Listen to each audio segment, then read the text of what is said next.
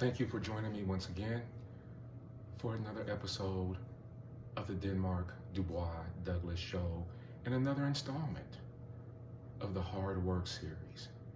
Are you ready to begin? Let's go. But before we kick it off, we always want to do a review. And first of all, I want to thank you for joining me again. You can also look me up on Silk Pajamas Boxing on Instagram. Got a fabulous fight coming up in April. Can't wait to discuss that with you, or more than likely it'll probably be my little nephew. What does he go by now? What's that fool's name? Oh yeah, OG, Dirty Ice Water. Okay, but for right now, we're going to continue our relationship series with a quick review, and then we're going to hit number 3.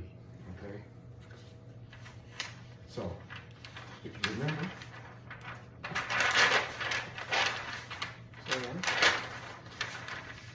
If you remember, our first rule was the blame game. It's your fault. No, it's not. It's my fault. No, it's your fault. No, it's not. It's your fault. No, it's not your fault. The blame game.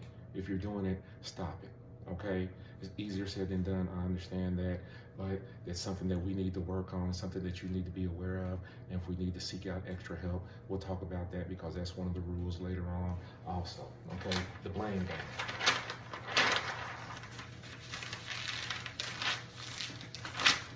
Number 2, just talked about a little bit, was it yesterday, the day before? All right, listen with love. Your mate probably is a poor communicator, male or female. They do not have the capability at this point to articulate their feelings in a way that is going to be understandable, respectful, okay, and leading with love and listening with love, okay? Understanding that going in, working on becoming a better communicator is a must, all right? Better yet, working on becoming a better listener is also a must. Unconditional positive regard.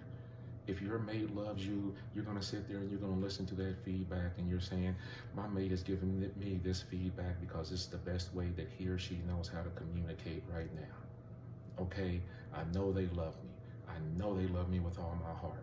We just need to work on how we communicate that love. Cool? Cool.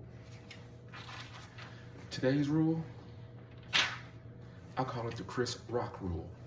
No, this has nothing to do with Jada Pinkett Smith or Will Smith. The Chris Rock rule is the tambourine rule. I hope you get the opportunity to check the brother out and hit one of his stand-ups. It's called Tambourine.